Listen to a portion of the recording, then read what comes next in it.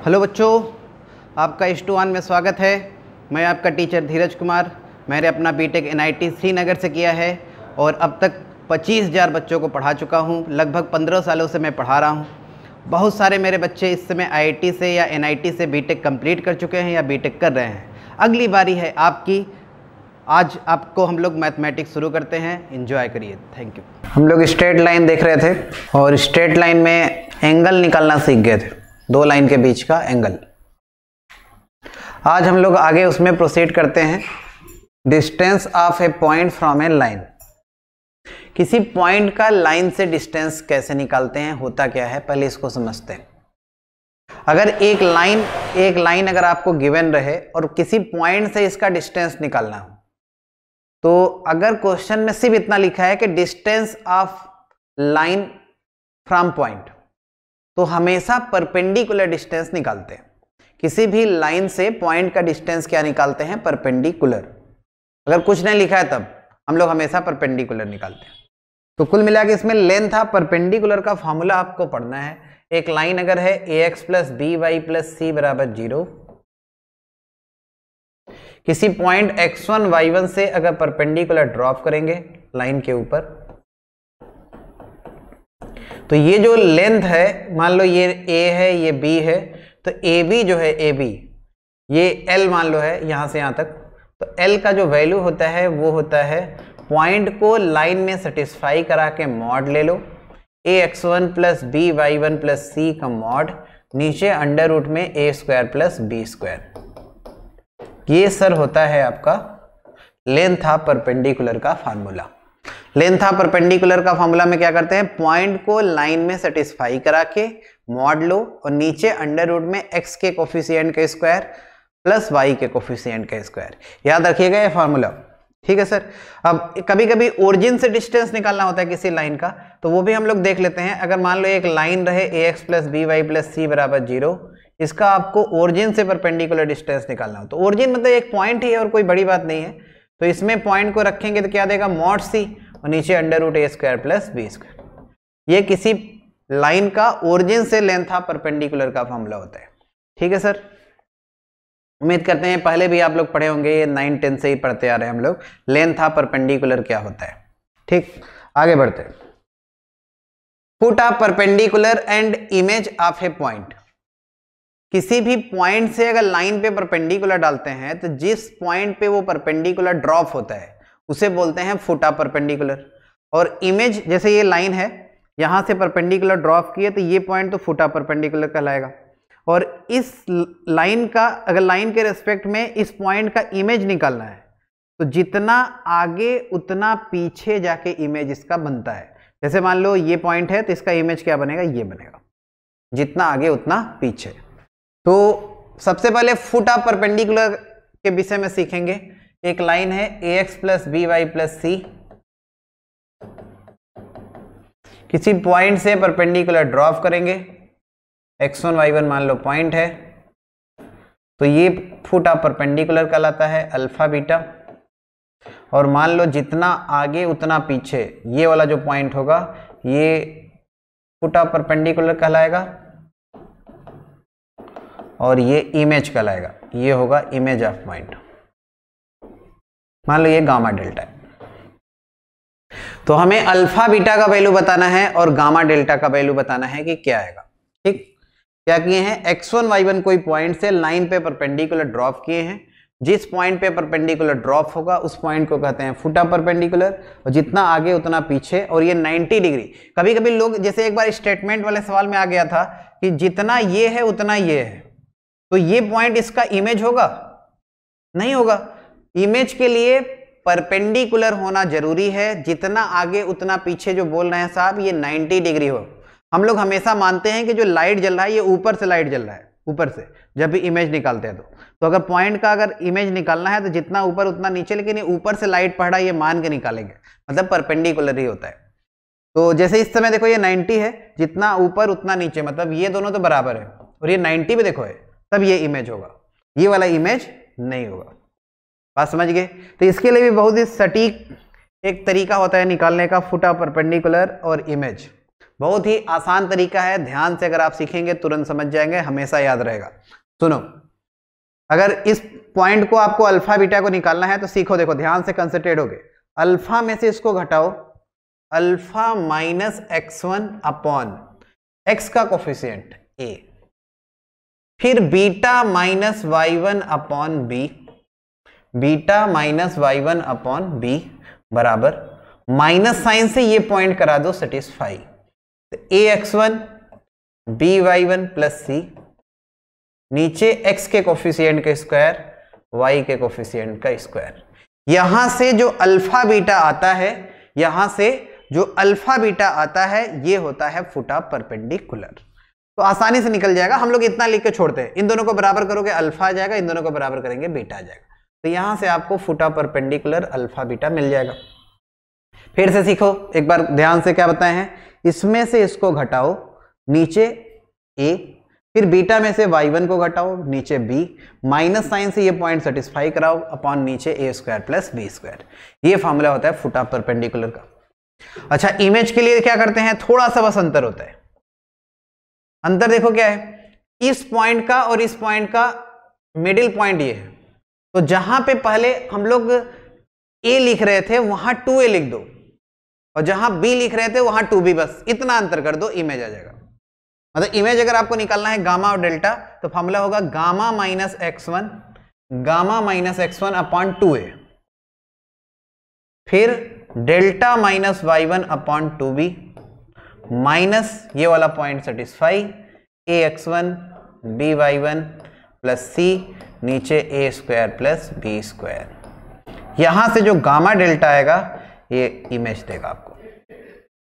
समझ गए क्या करना है, थोड़ा सा अंतर बस करना होता है आपको। फुट ऑफ परपेंडिकुलर में a और b नीचे रखते हैं और इमेज में 2a और 2b रखते हैं, ये थोड़ा सा अंतर होता है, याद रखिएगा। बहुत ही आसानी से इमेज और फुट ऑफ परपेंडिकुलर निकाल सकते हैं। ठीक, आगे देखो, equation of straight line passing through a given point x1 y1 and at a maximum distance from a given point h, k। अब स्ट्रेट लाइन की इक्वेशन हमें निकालना है जो किसी गिवन पॉइंट x1 y1 से पास हो और किसी दूसरे पॉइंट से मैक्सिमम डिस्टेंस पे हो। अच्छा, ये तो सबको पता है कि x1 y1 कोई अगर गिवन पॉइंट है तो एक पॉइंट से तो इनफाइनाइट लाइन जाएगा। देखो जैसे ये बहुत सारे जा सकते हैं, इनफाइनाइट लाइन, एक पॉइंट से इनफाइनाइट लाइन जा सकता है। हम लोग कुछ कुछ बना दिए थोड़ा बहुत, चलो एक आक और बना देते हैं। ये x1 y1 है, सारे लाइन x1 y1 पॉइंट से पास हो रहा है, और एक फिक्स्ड पॉइंट h, k है। h, k एक फिक्स्ड पॉइंट है, गिवन पॉइंट है, मतलब वो कहीं ना कहीं फिक्स्ड पॉइंट होगा, तो कहीं भी ले लो, जैसे मान लो यहां ले लिए, मान लो यहां पे इस समय है प्रेजेंट टाइम में h, k। ठीक, अब हमें ये देखना है कि x1 y1 से जो इनफाइनाइट लाइन जा रहा है इसमें से सबसे दूर वाला लाइन कौन सा होगा, h, k से। h, k से मैक्सिमम डिस्टेंस पे कौन सा लाइन होगा।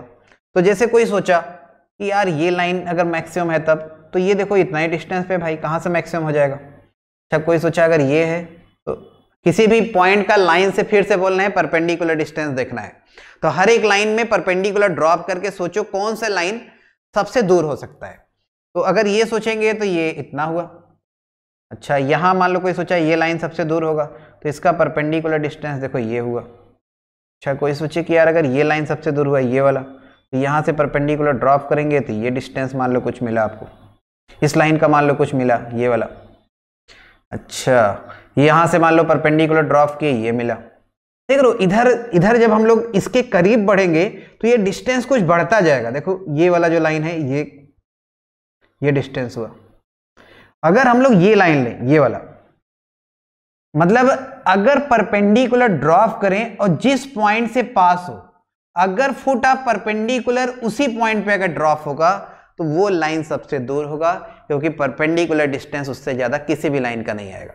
क्या कहे हैं, जिस पॉइंट से पास हो h, k से परपेंडिकुलर ड्रॉप करने पे उसी पॉइंट पे परपेंडिकुलर ड्रॉप, तो ये लाइन सबसे दूर होगा।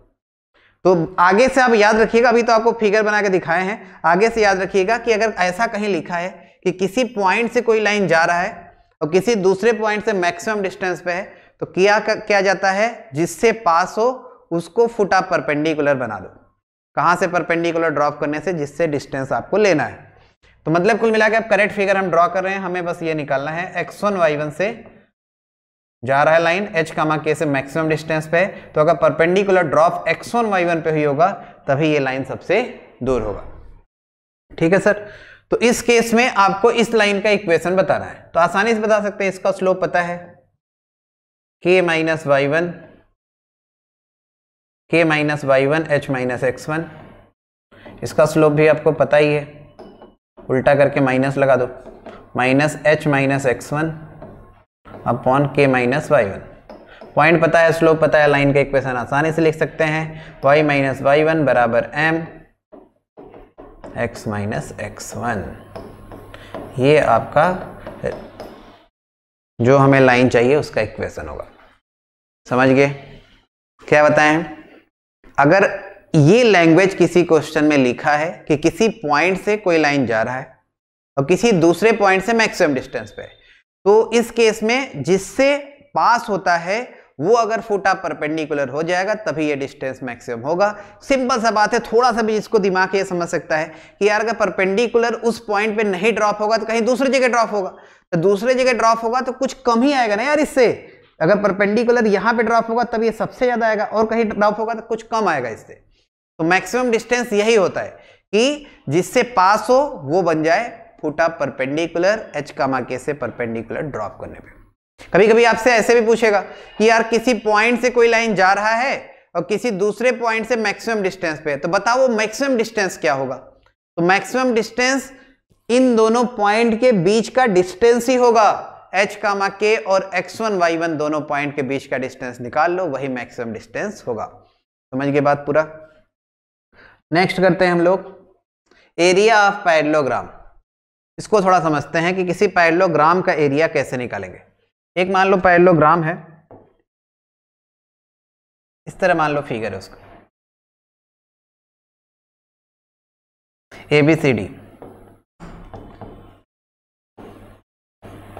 ठीक है सर, पैरेललोग्राम का एरिया हमें निकालना है और पैरेललोग्राम का चारों साइड का इक्वेशन आपको अगर गिवन है, मान लो इस साइड का इक्वेशन है a1x b1y प्लस c1, इसका इक्वेशन है a1x b1y प्लस c2। सही है सर। इसका इक्वेशन है a2x b2y प्लस d1, इसका इक्वेशन है a2x b2y प्लस d2। हमें पैरेललोग्राम के चारों साइड का इक्वेशन गिवन है और एरिया बताना है कि पैरेललोग्राम का एरिया कैसे निकालेंगे। चलो सीखते हैं। सोचो थोड़ा सा, अगर हम लोग B से D को मिला दें तो ये एक ट्रायंगल फॉर्म हो गया। ये वाला साइड इस वाले साइड के बराबर होता है, ये वाला साइड इस वाले साइड के बराबर होता है, और जो एंगल यहां बनेगा वही एंगल यहां बनेगा, क्योंकि ये लाइन इसके पैरेलल है, ये लाइन इसके पैरेलल है। अच्छा, मतलब एक ट्रायंगल का एरिया निकाल के डबल कर देंगे तो पूरे का जाएगा। अरे जो साइड ये है वही ये है, जो ये है वही ये है, तो जो इसका एरिया आएगा वही इसका एरिया आएगा। तो पैरेललोग्राम का एरिया अगर आपको लिखना है तो एक ट्रायंगल का एरिया निकाल के डबल कर दो। चलो निकालते हैं ट्रायंगल का एरिया। तो एक काम करते हैं ना यार, यहां से परपेंडिकुलर ड्रॉप कर दो। ये मान लो P1 है। अच्छा, B से परपेंडिकुलर का ड्रॉप करें इस वाले साइड पे, तो अंदर देखो परपेंडिकुलर ड्रॉप हो नहीं पाएगा। एक काम करो, या A से अगर आपको ड्रॉ करना है परपेंडिकुलर BC पे, तो A से अगर BC पे ड्रॉप करना है तो देखो ऐसे परपेंडिकुलर नहीं होगा, नहीं होगा, आगे बढ़ाने पे होगा। इससे कोई मतलब नहीं, आगे बढ़ा के परपेंडिकुलर निकाल सकते हैं। मान लो ये है P2, या यहां से अगर आपको ड्रॉप करना था ना तो ये अंदर ड्रॉ कर सकते थे, लेकिन हम थोड़ा अंदर नहीं ड्रॉ किए। ये आपके ऊपर है, आप B से परपेंडिकुलर AD पे ड्रॉ कर लो या A से परपेंडिकुलर BC पे ड्रॉ कर लो। ठीक है, अब हम लोग एरिया ऑफ ट्रायंगल क्या पढ़े हैं, हाफ बेस इनटू हाइट। तो एरिया ऑफ पैरेललोग्राम जो होगा, एरिया ऑफ पैरेललोग्राम ABCD, ये होगा 2 times area of triangle ABD। तो ये आएगा सर 2 टाइम्स ABD ट्रायंगल के area, half base into height. Half base, base है AB, हाइट है P1, तो हाफ AB इंटू P1। अच्छा, मतलब ये आ गया AB P1। P1 क्या है, ध्यान से अगर आप देखेंगे तो जो P1 है ये 2 पैरेलल साइड के बीच का डिस्टेंस है, इन दोनों। अरे 2 पैरेलल साइड के बीच का डिस्टेंस लिखना आपको सिखाए थे। जैसे मान लो ये 2 पैरेलल साइड है, इसके बीच का डिस्टेंस यही होगा। देखो वही तो है, हाँ वही है। अच्छा, P2 क्या है, P2 भी दोनों पैरेलल साइड के बीच का डिस्टेंस है, जो ये दोनों है। ध्यान से देखिए, ये दोनों साइड के बीच का डिस्टेंस ही तो ये है, हाँ वही है। अच्छा, P1 और P2, इसका मतलब 2 पैरेलल साइड के बीच का डिस्टेंस। तो P1 P2 के टर्म में ही आंसर बताते हैं। तो एक काम करो, AB का वैल्यू चलो खोजते हैं, P2 के टर्म में आ सकता है। ये एंगल मान लो थीटा है, तो ये वाला एंगल थीटा है, तो ये भी थीटा ही होगा। सबको पता है ये अगर थीटा है तो ये वाला एंगल और ये वाला एंगल इक्वल होता है, क्योंकि ये दोनों पैरेलल साइड है। अच्छा, मान लो ये नाम इसका कुछ M है, तो ट्रायंगल ABM में, अलग से कहीं देख लेते हैं, यहाँ पे ट्रायंगल ABM में, ABM में अगर हम लोग साइन थीटा लेंगे, साइन थीटा, तो साइन थीटा आएगा परपेंडिकुलर P2 हाइपोटेनस AB, सही ना, परपेंडिकुलर अपॉन हाइपोटेनस। अच्छा, तो AB का वैल्यू आ गया यहां से P2 by sine theta. AB का वैल्यू आ गया P2 by sine theta. AB का वैल्यू रख दो, तो एरिया ऑफ पैरेललोग्राम जो होता है, एरिया ऑफ पैरेललोग्राम, ये AB की जगह P2 बाई साइन थीटा रख रहे हैं, तो ये आ जाएगा P1 P2 upon sine theta, या P1 P2 कोसेक थीटा भी याद रख सकते हैं, P1 P2 कोसेक थीटा।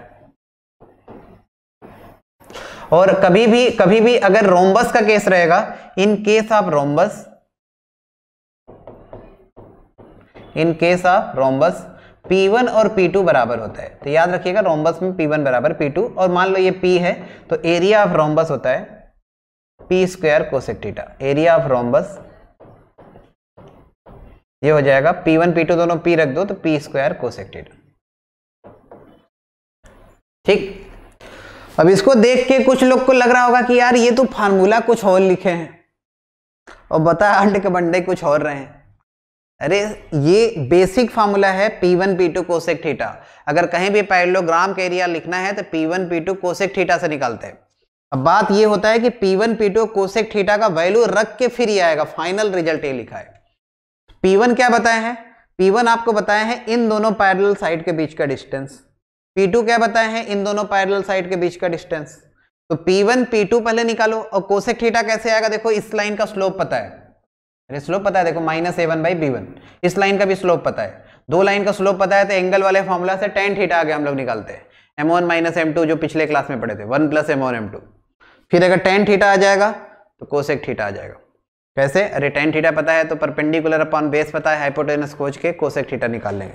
तो ये P1 का, P2 का और कोसेक थीटा का वैल्यू रखोगे तो फाइनल रिजल्ट ये आता है। तो हम रख के अब आपको नहीं दिखाने वाले हैं, ये आप अपने से करके देखिएगा। P1 का वैल्यू कितना, C1 - C2 upon √A1 square plus B1 square. उसी तरह P2 का वैल्यू निकालेंगे D1 - D2 upon √A2 square plus B2 square. और tan थीटा निकाल सकते हैं, दोनों का स्लोप पता है, फिर कोसेक थीटा, सबका वैल्यू पुट करोगे तो ये रिजल्ट मिलता है फाइनल। आप ये भी याद रखिएगा और ये भी याद रखिएगा, क्योंकि अब एग्जाम में प्रूव करने लगे बहुत समय वेस्ट होगा। तो फाइनल रिजल्ट जो आएगा वो भी याद रखना है आपको। क्या बताए हैं कि अगर पैरेललोग्राम का साइड पता हो तो देखो याद रखने में कोई बहुत तकलीफ नहीं होता, ऐसे याद रखना, C1 - C2 घटाना है इंटू D1 - D2 घटाना है। उसके बाद फिर नीचे होता है डिटर्मिनेंट, इसको हम लोग डिटर्मिनेंट फॉर्म में याद रखते हैं, ऐसे A1 B1 A2 B2 ऐसे उतार लिया करो। ध्यान से देखो, ये आएगा A1 B2 - A2 B1, वही लिखा है। डिटर्मिनेंट कैसे ओपन करता है, ऐसे ना, A1 B2 - A2 B1, A1 B2 - A2 B1। तो ये तरीका होता है याद करने का, समझ गए। क्या कहें, दोनों कांस्टेंट को घटाओ, C1 - C2 into D1 - D2, नीचे डिटर्मिनेंट x और y के कोफिशिएंट को उतारो दोनों में, तो A1 B1 A2 B2 का डिटर्मिनेंट ओपन करेंगे तो A1 B2 - A2 B1। तो ये एरिया ऑफ पैरेललोग्राम होता है। आगे बढ़ते हैं, कुछ एग्जाम्पल हम लोग ट्राई करेंगे। एक लाइन एल है, उसका इंटरसेप्ट ए और बी है। ध्यान से पढ़ लें, बहुत इंपॉर्टेंट सवाल, इस तरह का क्वेश्चन 2-3 बार पूछ चुका है, तो हम लोग अच्छे से इसको करेंगे। और ध्यान भी रखिएगा, आगे कभी आएगा दोबारा तो कर लेंगे आप। क्या लिखा है, एक लाइन एल का इंटरसेप्ट ए और बी है on coordinate axis, when keeping the origin fixed, origin को मतलब अपने जगह पे रखा है, coordinate axis are rotated through a fixed angle, then the same line का इंटरसेप्ट पी और क्यू हो जाता है ऑन द रोटेटेड एक्सिस। तो कौन सा ऑप्शन सही है? एक लाइन एल है, उसका ए और बी इंटरसेप्ट है कोऑर्डिनेट एक्सिस पे, ठीक। अब एक्सिस को रोटेट कर दिए, अब नया जो एक्सिस है कैपिटल एक्स और कैपिटल वाई, उस पे इंटरसेप्ट पी और क्यू का हो जाता है, ओरिजिन अपने जगह पे है। तो अगर फिगर हम लोग ड्रॉ करें तो कुछ इस तरह का है, एक्स एक्सिस वाई एक्सिस यहां पे है, एक लाइन का जो इंटरसेप्ट है ये ए और बी है, ठीक है सर। तो इंटरसेप्ट ए और बी है, तो इक्वेशन लिखना सबको पता है, intercept form X by A plus Y by B बराबर 1। ओरिजिन अपने जगह पे है, एक्सिस को रोटेट कर दो, एक्सिस को मान लो थीटा डिग्री रोटेट कर दी, तो नया एक्सिस बन गया कैपिटल एक्स और कैपिटल वाई। नए एक्सिस एंगल मान लो ये थीटा डिग्री रोटेट हो गया, ये थीटा इधर जाएगा तो ये थीटा इधर जाएगा, सिंपल सा बात है। रोटेटेड एक्सिस पे इंटरसेप्ट बनाया है पी एंड क्यू, मतलब नया अब इंटरसेप्ट है पी और क्यू, ये है पी यहां से यहां तक और ये है क्यू। तो नया जो एक्सिस बना है कैपिटल एक्स और कैपिटल वाई, इस पे इंटरसेप्ट पी और क्यू का है, तो इंटरसेप्ट फॉर्म से फिर से इक्वेशन लिखेंगे, तो एक्स बाई पी, बस एक्स के जगह कैपिटल एक्स अब नया वाला है ना, तो एक्स के जगह कैपिटल एक्स, वाई के जगह कैपिटल वाई, ये लाइन का इक्वेशन हो गया नए वाले में रोटेटेड एक्सिस पे, ठीक। लाइन दोनों केस में सेम है, मतलब अपने जगह पे है, ओरिजिन भी फिक्स्ड है अपने जगह पे, तो ओरिजिन से अगर परपेंडिकुलर ड्रॉप करेंगे तो दोनों ही केस में क्या आएगा, इक्वल आएगा। तो ओरिजिन से लेंथ ऑफ परपेंडिकुलर इस लाइन का दोनों ही केस में इक्वल आएगा। तो अभी जो आपको आज सिखाए हैं लेंथ ऑफ परपेंडिकुलर वाला फॉर्मूला, उसको आसानी से यूज करो, दोनों में रखो, ओरिजिन को सेटिस्फाई, नीचे अंडर रूट एक्स के कोफिशिएंट के स्क्वायर प्लस वाई के कोफिशिएंट के स्क्वायर, याद हो गया होगा। तो ओरिजिन को दोनों लाइन में इसमें और इसमें सेटिस्फाई करके देखो क्या आया, 1 आया, देखो 0 0 1, नीचे अंडर रूट में 1 by A square plus 1 by B square. क्या कर रहे हैं, ओरिजिन से लेंथ ऑफ परपेंडिकुलर को कर रहे हैं बराबर। क्यों बराबर, लाइन सेम है, ओरिजिन सेम है, तो ओरिजिन से लेंथ ऑफ परपेंडिकुलर दोनों ही केस में क्या आएगा, सेम आएगा। अब आंसर आपको एक लाइन में दिख गया होगा, इसको अगर इधर मल्टीप्लाई करो, दोनों साइड का होल स्क्वायर करो, 1 by A square plus 1 by B square बराबर 1 by P square plus 1 by Q square. कौन सा ऑप्शन सही है, B answer is the right answer. Objective सवाल है, ये 2-3 बार पूछ चुका था इसलिए इसको दे दिए, इंपॉर्टेंट सवाल समझ में आया सबको। इसमें लोग रोटेशन करने लगते हैं, मतलब रोटेशन के बाद जो कैपिटल एक्स कैपिटल वाई आता है उसको, उसमें इसका कोई यूज नहीं है। बहुत ही शॉर्टकट तरीका आपको बताया है कि लाइन क्योंकि सेम है, ओरिजिन भी सेम है, तो लेंथ ऑफ परपेंडिकुलर दोनों केस में क्या रहेगा, सेम। चलो नेक्स्ट क्वेश्चन पढ़ते हैं हम लोग। Find the sum of abscissas of all the points on the line that lie at a unit distance from the line. एक लाइन है, इसके ऊपर कितने ऐसे पॉइंट होंगे जिसका किसी दूसरे लाइन से 1 डिस्टेंस है, और जितने भी ऐसे पॉइंट होंगे उसके एक्स कोऑर्डिनेट का सम बताना है। एब्सिसा मतलब एक्स कोऑर्डिनेट, एक्स कोऑर्डिनेट का सम बताना है। ध्यान से देखो, दोनों लाइन इंटरसेक्टिंग है, पैरेलल तो है नहीं, अरे दोनों का स्लोप अलग है, मतलब इंटरसेक्टिंग है। मान लो ये 2 लाइन है, ये पहला लाइन है x plus Y equal to 4, और ये दूसरा लाइन है 4x plus 3y minus 10। Question पहले समझ गए सब लोग। Find the sum of abscissas of all the points on the line. इसके ऊपर हमें पॉइंट खोजना है जिसका डिस्टेंस इस लाइन से 1 हो, और जितने भी पॉइंट ऐसे होंगे उसके एब्सिसाज का सम बताना है, मतलब एक्स कोऑर्डिनेट का सम। तो सिंपल सा बात है यार, अगर ये 1 है तो एक पॉइंट इधर भी आएगा जिसका इससे परपेंडिकुलर डिस्टेंस 1 रहेगा, क्योंकि जितना ये उतना ये, दोनों साइड होगा। तो ऐसे कितने पॉइंट हो गए, फिगर बना के क्लियर हो गया कि ऐसे 2 पॉइंट हो गए जिसका इस लाइन से डिस्टेंस कितना रहेगा, 1। तो अब इसके ऊपर हमें पॉइंट खोजना है, और पॉइंट भी एक्स कोऑर्डिनेट वाई कोऑर्डिनेट दोनों नहीं खोजना है, सिर्फ एब्सिसा खोजना है, मतलब एक्स कोऑर्डिनेट। तो हम लोग इंटरेस्टेड भी एक्स कोऑर्डिनेट में रहेंगे। तो एक काम करो, इसका एक्स कोऑर्डिनेट को h मान लो। तो x को अगर h मानेंगे और ये पॉइंट इस लाइन के ऊपर है, तो h x के जगह रख दो, y आ जाएगा 4 - h। देखो ना, x के जगह h तो y 4 - h। अब ये पॉइंट इस लाइन के ऊपर मान सकते हैं, और हमें h का ही वैल्यू बताना है। वैल्यू क्या बताना है? जो भी h का वैल्यू आएगा, अगर दो वैल्यू तो आएगा ही, क्लियर कर दिया आपको, उन दोनों का सम बताना है। तो अब हमें क्या पता है कि इस पॉइंट का इस लाइन से परपेंडिकुलर डिस्टेंस 1 है। तो लेंथ ऑफ परपेंडिकुलर वाला फॉर्मूला लगाते हैं। 1 बराबर पॉइंट को लाइन में सेटिस्फाई कराएंगे, मॉड में 4h 3 4 - h -10, नीचे √a² + b², 5 आ गया। तो ये इधर मल्टीप्लाई करेंगे 5, यहां देखो ध्यान से, 4h - 3h कितना आ गया? h + 2। देखो ना, 4h - 3h, h और 12 - 10 2, h + 2 का मॉड आ गया 5, और मॉड हटाते हैं तो +-5 आ जाता है। तो h का वैल्यू आपको प्लस लेंगे तो आएगा 3, और माइनस लेंगे तो आएगा -7। तो सम इन दोनों का अगर निकालेंगे तो आएगा -7 + 3 = -4। तो इस क्वेश्चन का आंसर क्या आएगा? -4। समझ गए सब लोग? जो भी x कोऑर्डिनेट आ रहा है, इसके एब्सिसा का क्या बताना है? सम बताना है, मतलब h का जो भी वैल्यू आएगा उसका सम। क्लियर है? आगे बढ़ते। इसमें देखो सवाल पढ़ो, क्या लिखा है? Prove that no line can be drawn through the point 4, -5 so that its distance from -2, 3 will be equal to 12। मतलब ये प्रूव करना है कि ऐसे कोई भी लाइन ड्रॉ नहीं होंगे जो 4 - 5 से पास हो और एक गिवन लाइन से डिस्टेंस उसका 12 हो। अभी आपको बताए हैं, जो मैक्सिमम डिस्टेंस का कंसेप्ट बता रहे थे, उसमें बताया क्या है कि किसी पॉइंट से जाने वाला लाइन और किसी गिवन पॉइंट से मैक्सिमम डिस्टेंस पे हो, तो इसमें अगर आपसे पूछे कि ये मैक्सिमम डिस्टेंस क्या होता है, तो जो गिवन पॉइंट है और जिससे लाइन पास हो रहा है, दोनों के बीच का जो डिस्टेंस होता है वही मैक्सिमम डिस्टेंस होता है। तो इस केस में अगर आपको मैक्सिमम डिस्टेंस निकालना है, तो इन दोनों पॉइंट के बीच का डिस्टेंस देख लो क्या आ रहा है, इसके और इसके। तो ये आ जाएगा अंडर रूट में 36 और x2 - x1 का होल स्क्वायर, y2 - y1 का होल स्क्वायर। तो ये आ जाएगा अंडर रूट में 100, मतलब 10। तो मैक्सिमम डिस्टेंस आ रहा है 10, और दिया है कि जो पॉइंट से लाइन जा रहा है 4 - 5 से, और किसी दूसरे पॉइंट से उसका डिस्टेंस 12 है।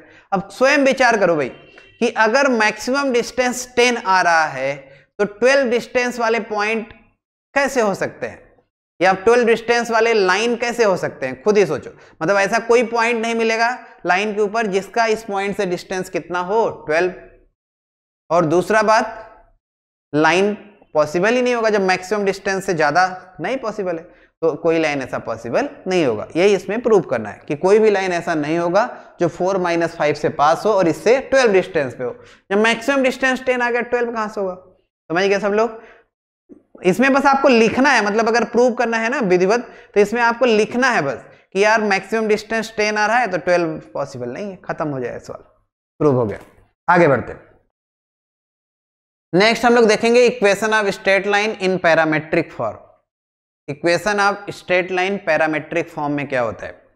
पैरामेट्रिक फॉर्म का मतलब होता है किसी पैरामीटर के फॉर्म में लाइन का इक्वेशन देखना है। ध्यान से देखो, अगर हम लोग एक लाइन ले जो x1 y1 पॉइंट से पास हो, लाइन x1 y1 पॉइंट से जा रहा है, ठीक। अब लाइन के ऊपर एक जनरल पॉइंट लेते हैं x, y,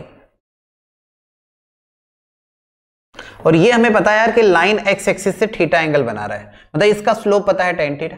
अरे थीटा एंगल बनाएगा, स्लोप कितना होगा? tan theta. लाइन का इक्वेशन अगर आपको लिखना है तो लाइन के ऊपर एक जनरल पॉइंट ले लिए x, y, और ये हम कह दिए कि लाइन x एक्सिस से थीटा एंगल बना रहा है, ये दिया है सवाल में। तो इसका स्लोप कितना होगा? tan थीटा, ठीक। अब इन दोनों पॉइंट से अगर स्लोप लिखेंगे तो आएगा y - y1 upon x - x1, और लाइन का स्लोप tan थीटा भी होगा, तो ये दोनों आपस में क्या होंगे, बराबर। इसी को अगर ढंग से लिखें तो y माइनस वाई वन, इसको साइन बाई कॉस लिख लो, तो साइन थीटा के इधर डिवाइड कर दो, तो y minus Y one upon sine theta is equal to x minus X one upon cos theta, और इसको मान लेते हैं r के बराबर। R ही यहां पे पैरामीटर होता है, R ही क्या होता है, पैरामीटर, R ही होता है पैरामीटर, सही। तो R अगर पैरामीटर है तो ये जो आया है इस तरह का जो इक्वेशन हम लोग लिखते हैं, इसी को कहते हैं parametric equation of straight line. पहला बात, इसी को बोलते हैं parametric equation of straight line. किसके टर्म में लिखे हैं ये, पैरामीटर R के टर्म में, सही। अब एक टर्म आता है पैरामेट्रिक फॉर्म, क्या होता है, एक टर्म आता है what is the parametric form. तो पैरामेट्रिक फॉर्म का मतलब होता है सारे कर्व के लिए, स्ट्रेट लाइन हो, सर्कल हो, पैराबोला हो, इलिप्स हो, हाइपरबोला हो, एक सिंपल सा डिफिनीशन याद रखिए। पैरामेट्रिक फॉर्म का मतलब ये होता है कि एक वेरिएबल में पॉइंट जो उस कर्व को सेटिस्फाई करे वो पॉइंट पैरामेट्रिक कोऑर्डिनेट कहलाता है, और इस फॉर्म को पैरामेट्रिक फॉर्म कहते हैं। क्या बोले हैं, एक वेरिएबल में पॉइंट जो उस कर्व को सेटिस्फाई करे। तो यहां से अगर हम लोग इस तरह अगर माने हैं तो एक वेरिएबल में पॉइंट खोज सकते हैं, कैसे, देखो x माइनस एक्स वन बराबर आ गया r cos थीटा, अरे यहां से इन दोनों को बराबर किए हैं, x माइनस एक्स वन बराबर r cos थीटा, और y माइनस वाई वन बराबर r sin थीटा। अगर यहां से x और y अगर खोजेंगे, x और y, तो x बराबर देखो आ गया x1 plus r cos theta, और y आ गया y1 plus r sin theta. एक बात लोग कंफ्यूज ये होते हैं बाद में जब सर्कल भी पढ़ लेते हैं, सर्कल के केस में सेम पैरामेट्रिक फॉर्म यही आएगा, और स्ट्रेट लाइन में भी सेम पैरामेट्रिक फॉर्म यही आया है। थोड़ा सा अंतर ये होता है, सर्कल में थीटा वेरिएबल होता है और आर क्या होता है, फिक्स्ड होता है, रेडियस फिक्स्ड होता है। स्ट्रेट लाइन के केस में आर वेरिएबल होता है, थीटा फिक्स्ड होता है। अगर थीटा वेरी करोगे तो स्ट्रेट लाइन अलग अलग आने लगेगा, तो लाइन ही बदल जाएगा, कोई मतलब ही नहीं रहा। हमें फिक्स्ड लाइन का पैरामेट्रिक फॉर्म देखना है, हमारे क्या करें, तो लाइन के केस में थीटा फिक्स्ड होता है, आर वेरिएबल होता है। आर यहां देखो ये जो आया है ना एक्स वाई क्या था, x1 y1 से r डिस्टेंस पे कोई पॉइंट था, x1 y1 से r डिस्टेंस, ये जो r माने हैं ना ये r डिस्टेंस होता है, x1 y1 से r डिस्टेंस पे ही xy हम लोग लिए हैं। तो ये जो xy आया है ये जानते हो क्या है, ये है a point on the straight line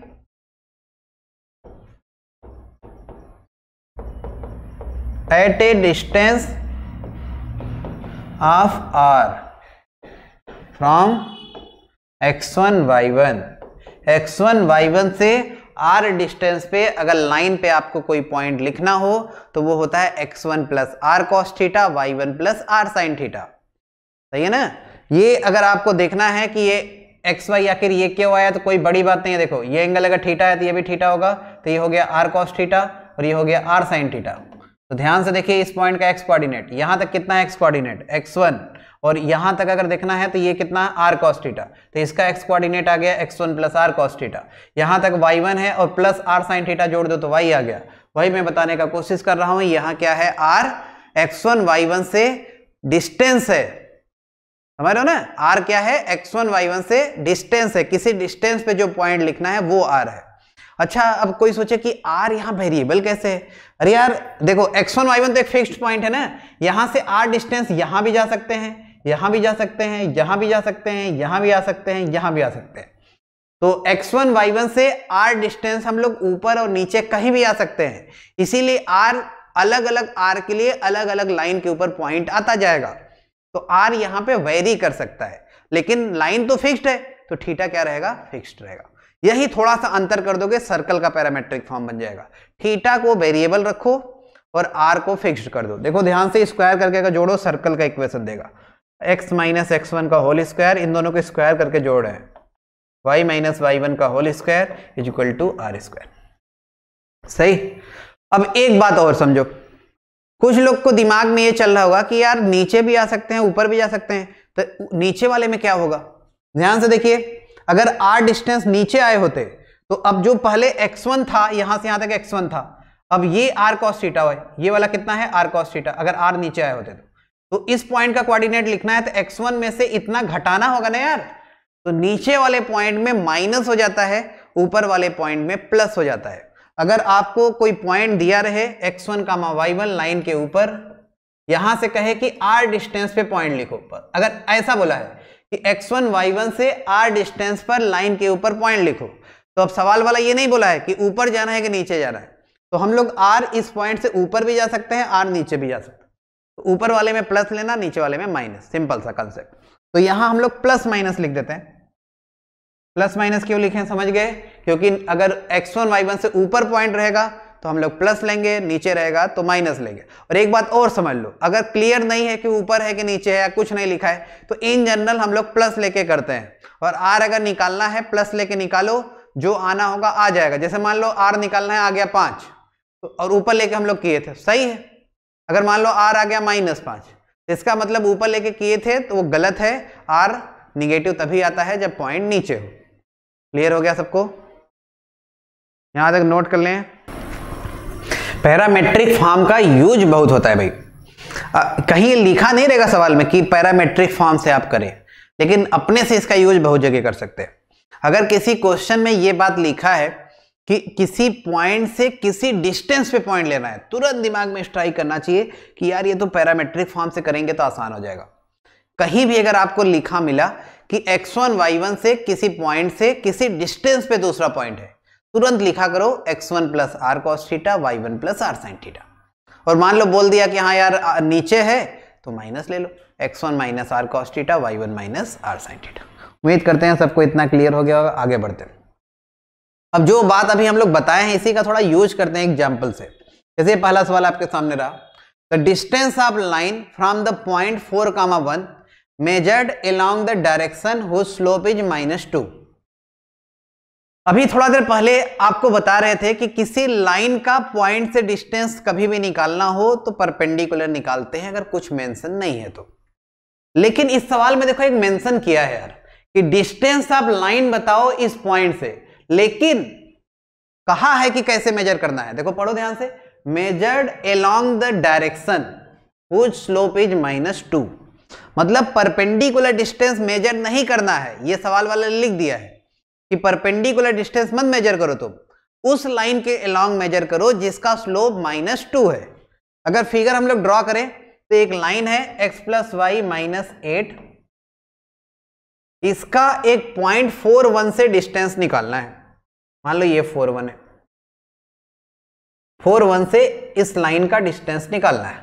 और ये देखो हम लोग परपेंडिकुलर डिस्टेंस नहीं निकाल रहे हैं, ये वाला नहीं निकाल रहे हैं, उस लाइन के लॉन्ग निकाल रहे हैं जिसका स्लोप -2 है। मतलब आपको पता है कि इस लाइन का स्लोप -2 है। स्लोप मतलब tan थीटा। अच्छा, पिछले बार एक बात और लोग कंफ्यूज होते हैं, क्लियर कर देते हैं। यहां जो थीटा है, लाइन x एक्सिस से जितना एंटी क्लॉकवाइज में एंगल बनाता है वो थीटा है। मतलब जिस लाइन पे आपको पॉइंट लेना है उस लाइन का स्लोप tan थीटा है, ये ध्यान रखिएगा।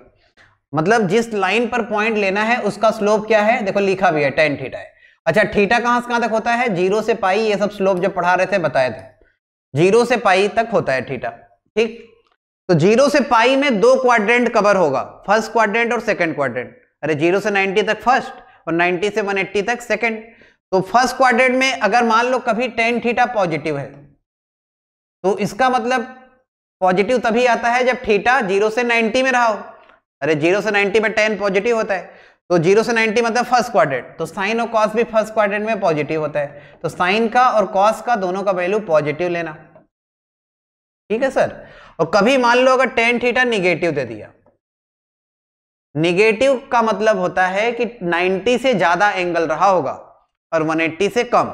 90 से 180 सेकंड क्वाड्रेंट है, सेकंड क्वाड्रेंट में अगर पॉइंट लाइन अगर रहा, सेकंड क्वाड्रेंट में अगर लाइन रहेगा तो उसका स्लोप निगेटिव आएगा। अच्छा, सेकंड क्वाड्रेंट में साइन पॉजिटिव होता है और कॉस निगेटिव होता है, तो tan अगर कभी निगेटिव आए तो साइन का वैल्यू पॉजिटिव लेना और कॉस का वैल्यू निगेटिव लेना। ये सब क्यों बोल रहे हैं? ये सब इसलिए बोल रहे हैं क्योंकि यहाँ पे जब हम लोग पॉइंट लिखेंगे ना तो कॉस थीटा साइन थीटा का काम लगेगा, और कॉस थीटा साइन थीटा का पॉजिटिव लेना है कि निगेटिव लेना है, ये बात आपको क्लियर होना चाहिए। समझ गए? tan पॉजिटिव तो sine cos positive, tan negative तो साइन पॉजिटिव कॉस निगेटिव। ध्यान रखिएगा। अब इस सवाल को करते हैं। यहां पे देखो tan थीटा निगेटिव दिया है, तो tan थीटा सबको पता है परपेंडिकुलर अपॉन बेस होता है 2/1, साइन तो सिर्फ क्वाड्रेंट बताता है, तो ये पता चल गया सेकंड क्वाड्रेंट, ये एंगल थीटा है 2, 1, तो हाइपोटेनस √5। तो हम लोग साइन थीटा अगर लिखेंगे तो 2/√5 आएगा, और कॉस थीटा लिखेंगे तो -1/√5 आएगा। tan निगेटिव मतलब साइन पॉजिटिव कॉस निगेटिव। अब ये वाला डिस्टेंस को मान लिए r। अब आपको देखो ये जो पॉइंट है, ये पॉइंट ऐसा दिख रहा होगा, ये पॉइंट इस लाइन के ऊपर है और किसी पॉइंट से r डिस्टेंस पे है। यही r डिस्टेंस हमें फाइंड करना है। आपको ये दिख रहा होगा कि ये जो पॉइंट है ये 4,1 से कितने डिस्टेंस पे है? r। तो 4,1 से r डिस्टेंस पे point x1 + r cos theta, the 4 + r cos theta और 1 + r sin थीटा। सही है ना बच्चे? 4, 1 से r डिस्टेंस पे point, x1 + r cos theta, y1 + r sin theta. अब कुछ लोग कह रहे होंगे कि यार ये पॉइंट तो निगेटिव है। अरे ये फिगर हम लोग अपने से करेक्ट बनाए हैं क्या? नहीं बनाए, कुछ भी बनाए हैं। तो कुछ भी बनाने में जब भी कुछ भी बनाया करो तो हमेशा पॉजिटिव लेके किया करो, वो जो अपने आप जो आना होगा r आ जाएगा। ठीक। अब ये जो पॉइंट है, ये जो पॉइंट है ये इस लाइन के ऊपर है, तो लाइन को क्या करेगा? सेटिस्फाई करा दो, r आ जाएगा। देखो 4 + r cos थीटा का वैल्यू पुट कर दो, -1/√5। सही है ना? 1 + r sin थीटा का वैल्यू पुट करो 2/√5 = 8। तो यहां से देखो r/√5 = आ गया 3। ये 4, 1, 5 उधर जाएगा 3, तो r आ गया 3√5। यही डिस्टेंस निकालना है। r देखो पॉजिटिव आ रहा है, इसका मतलब जैसे हम लोग माने हैं वो सही माने हैं, मतलब वो पॉइंट ऊपर ही रहेगा, प्लस जो लेके किए हैं सही है। अगर मान लो r आ जाता निगेटिव तो बस अंतर आपको इतना करना है, मॉड लेके निकाल, क्योंकि r डिस्टेंस है ऑलवेज पॉजिटिव लेना है, तो निगेटिव आएगा तो उसका मॉड आंसर लिख देंगे। तो इससे मतलब समझ गए, कोई फर्क नहीं पड़ेगा कि हम लोग प्लस लेके करे हैं या माइनस। क्लियर है यहां तक बात सबको? एक बार फिर समझा देते हैं। 4, 1 से r डिस्टेंस पे पॉइंट लिखना था, तो x1 + r cos theta, y1 + r sin theta. अब ये पॉइंट इस लाइन के ऊपर है तो लाइन को सेटिस्फाई करा दिए, r आ गया, खत्म हो गया सवाल। और tan अगर निगेटिव दिया है तो sine positive cos negative, simple. Next question, ये बहुत इंपॉर्टेंट क्वेश्चन है, इससे बहुत सीखने को आपको मिलेगा। If the line y - √3x + 3 = 0 cuts the parabola at a and b। एक लाइन जो है ये पैराबोला को a और b पे कट किया। फाइंड द, या फाइंड है, find the value of PA × PB। Find the value of PA × PB, और P का कोऑर्डिनेट दे रखा है। 1 मिनट लेके सभी लोग ट्राई करें। चलो देखो इस तरह का कुछ है फिगर। अगर करेक्ट बनाने की कोशिश करें तो एक पैराबोला है, पैराबोला का इसमें कोई यूज नहीं है, ये मत समझने लगना कि पैराबोला कहां से दे दिए स्ट्रेट लाइन में। पैराबोला का इसमें कोई यूज नहीं है। अगर किसी को गलत फिगर भी बना दिया तब भी आंसर करेक्ट आएगा, कोई फर्क नहीं पड़ेगा। लेकिन हम गलत नहीं बनाएंगे, कुछ इस तरह का पैराबोला बनेगा। ठीक है सर। एक लाइन जो है इसको A और B पे कट किया। लाइन देखो √3, 0 से पास हो रहा है, सेटिस्फाई कर रहा है। 0, √3 - 3 + 3 0, मतलब लाइन √3, 0 से जाएगा। ये है P। A और B पे कट किया, A पे कट किया और एक पॉइंट 100% कंफर्म है नीचे आएगा। दोनों पॉइंट ऊपर कभी आ ही नहीं सकता क्योंकि P पॉइंट बीच में आ रहा है। कोई सोचे कि ऐसे जाता तब भी देख लो, एक ऊपर आएगा एक नीचे आएगा, ऐसे जाता तब एक ऊपर आएगा एक नीचे आएगा, मतलब A ऊपर अगर है तो B नीचे। ठीक। अच्छा, हमें निकालना है PA × PB। कुछ लोग अगर सोच रहे हो कि यार इस लाइन को और पैराबोला को सॉल्व कर ले, सॉल्व करने से इंटरसेक्शन पॉइंट मिल जाता है, तो इंटरसेक्शन पॉइंट A और B निकाल लें, फिर डिस्टेंस फार्मूला लगा के PA और PB निकाल लेंगे, फिर PA × PB निकाल लेंगे जो निकालना है। ये सब कहने में बहुत आसान लग रहा है, नहीं कितना आसान लग रहा है कि इसको सॉल्व करके ये निकाल लेंगे। जब करेंगे तो बहुत खतरनाक कैलकुलेशन होगा। सॉल्व करना मुश्किल ही नहीं नामुमकिन हो जाएगा। इसीलिए जो पैरामेट्रिक फॉर्म अभी आपको सिखाए हैं ये ट्रिक इसी काम के लिए आता है। सुनो ध्यान से, अगर हम लोग √3, 0 से r डिस्टेंस पे कोई पॉइंट ले लाइन के ऊपर, √3, 0 से r डिस्टेंस पे पॉइंट अगर लें लाइन के ऊपर तो क्या होगा? अच्छा ये एंगल आपको पता है, देखो लाइन के इक्वेशन पता है, इसका स्लोप देखो, लाइन का स्लोप है √3 मतलब एंगल होगा 60 डिग्री। अच्छा तो √3, 0 से r डिस्टेंस पे मैं कह रहा हूं लाइन के ऊपर एक पॉइंट लिखो। √3, 0 से r डिस्टेंस पर लाइन के ऊपर पॉइंट आएगा √3x1 + r cos theta, theta यहां 60 डिग्री है, y1 0 है, r sin थीटा। अच्छा ये क्या है? √3, 0 से r डिस्टेंस पर लाइन के ऊपर पॉइंट। ठीक, अच्छा मतलब अभी तक सर आप ये कहना चाह रहे हैं कि ये पॉइंट लाइन के ऊपर है, अभी तक तो यही कहना चाह रहे हैं कि ये पॉइंट लाइन के ऊपर है। अगर अब सोचो थोड़ा सा, अगर इसको हम लोग पैराबोला में रख दे, पॉइंट पहले लाइन पे था, पैराबोला में रख दिए मतलब पैराबोला पे भी आ गया, मतलब दोनों पे आ गया। और फिगर से आप लोग देखिए दोनों पे कौन कौन पॉइंट है, ए और बी, देखो लाइन पे भी है पैराबोला पे भी है। अच्छा तो इसका मतलब इंटरसेक्शन पॉइंट आएगा? नहीं, इंटरसेक्शन पॉइंट नहीं आएगा। फिर से सुनो, मैं क्या कर रहा हूं, √3, 0 से r डिस्टेंस पे लाइन के ऊपर पॉइंट लिए, ठीक, पैराबोला में रख दिए, इसका मतलब वो दोनों पे आ गया। लेकिन ये पॉइंट क्या है? √3, 0 से r डिस्टेंस वाला पॉइंट। मतलब इसको अगर पैराबोला में जब रखेंगे तो ध्यान से देखो क्वाड्रेटिक इक्वेशन बन रहा है। चलो रख के आगे दिखाते हैं। इस पॉइंट को पैराबोला में रख दो तो आएगा r² sin² 60, मतलब sin² 60 कितना 3/4, x + 2 है ना, तो √3 + r cos 60 1/2 + 2, एक साइड लाओ 3/4 r² -r/2 -2 + √3। ठीक, फिर से पहली बात पे आते हैं, जो पहली बात बोले थे, हम ये बोले थे कि √3, 0 से r डिस्टेंस पे लाइन के ऊपर पॉइंट लो, तो यहां से r डिस्टेंस पे ये भी हो सकता है, ये भी हो सकता है, ये भी हो सकता है, ये भी हो सकता है, ये भी हो सकता है, ये भी हो सकता है। जब इसको पैराबोला में रख दिए तो कंफर्म हो गया कि वो a और b है। सही बात है, मतलब ये जो डिस्टेंस पे माने हैं, r डिस्टेंस पे जो पॉइंट माने हैं, ये pa और pb ही डिस्टेंस हो जाएगा r। पॉइंट इंटरसेक्शन पॉइंट हम लोग देखो क्या किए, लाइन के ऊपर पॉइंट माने पैराबोला में रख दिए, इसका मतलब ये पॉइंट दोनों पे आ गया। और कितने कितने डिस्टेंस पे है r से, वही तो उसका रूट होगा जो क्वाड्रेटिक बना है।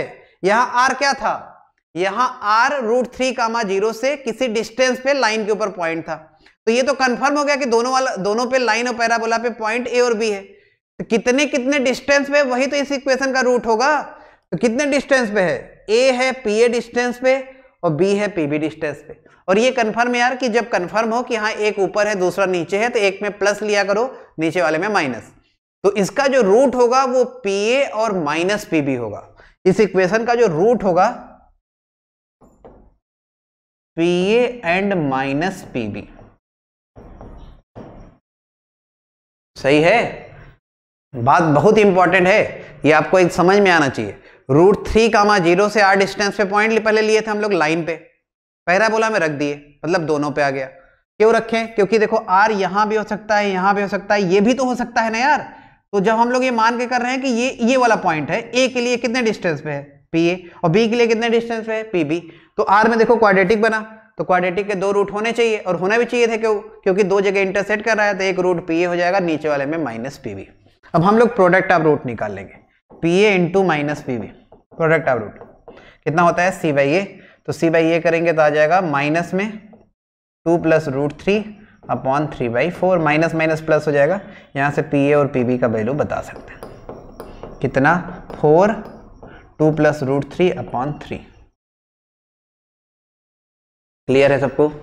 इस तरह का सवाल बहुत ही इंपॉर्टेंट है, आगे भी बहुत जगह आएगा। मतलब ये सिर्फ स्ट्रेट लाइन का पार्ट मत समझना, पैराबोला में भी ऐसा आएगा, देखो ये पैराबोला का सवाल लग रहा होगा पढ़ के, एलिप्स में भी आएगा, हाइपरबोला में भी आएगा, हर जगह आएगा। तो ये कंसेप्ट समझना बहुत ही जरूरी है। समझ में आ गया सबको? चलो नेक्स्ट क्वेश्चन देखते हैं। ये कभी भी अगर रोटेशन करना हो, जैसे एक लाइन को आपको रोटेट करना है, तो रोटेशन के बाद नया कोऑर्डिनेट क्या बनेगा, रोटेशन का कंसेप्ट हम लोग पैरामेट्रिक फॉर्म से ही आसानी से निकालते हैं। तो ये रोटेशन का कंसेप्ट है। सवाल पूरा पढ़े, ये हेडिंग क्या डालना है लिख लीजिएगा सवाल से पहले, रोटेशन, लाइन को रोटेट करना है। The line joining the point 2, 0 और 3, 1, एक पॉइंट ए है 2, 0 एक्स एक्सिस पे, करेक्ट फिगर बना रहे हैं, दूसरा 3, 1 इधर ही कहीं आएगा, सही ना। Line joining the point 2, 0 and 3, 1 is rotated about A. अच्छा बताओ, जैसे मान लो ये लाइन है, इस पहले इस समय ऐसे है, जैसे इस समय आपको दिख रहा होगा, इसको अगर हम रोटेट करके ऐसे कर दिए तो छोटा हो गया। अरे जितना बड़ा है उतना ही बड़ा रहेगा भाई।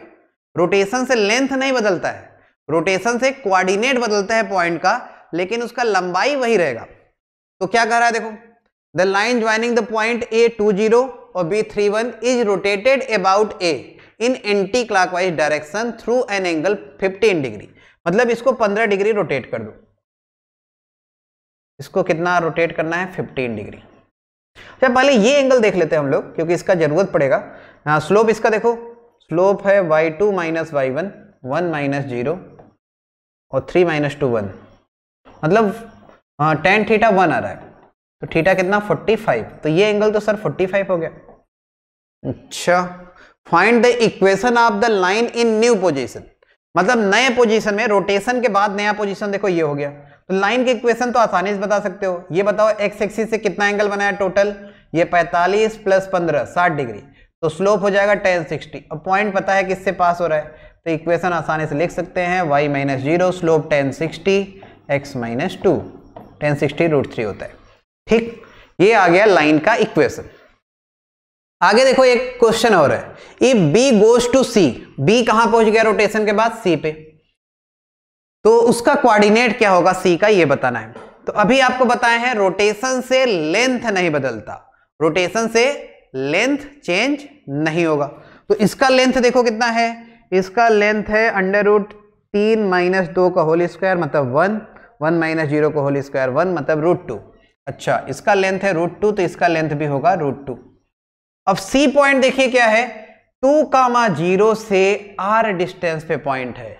तो x1 y1 से r डिस्टेंस पे पॉइंट लिखना हो तो कोऑर्डिनेट लिखना आपको सिखाए हैं। क्या होता है, x1 2 प्लस r √2 है cos थीटा, थीटा मतलब एंगल कितना बना रहा है 60, y1 0 plus r sin theta sin 60, जो भी आएगा इसको कैलकुलेट कर लो, यही आ जाएगा C पॉइंट का कोऑर्डिनेट।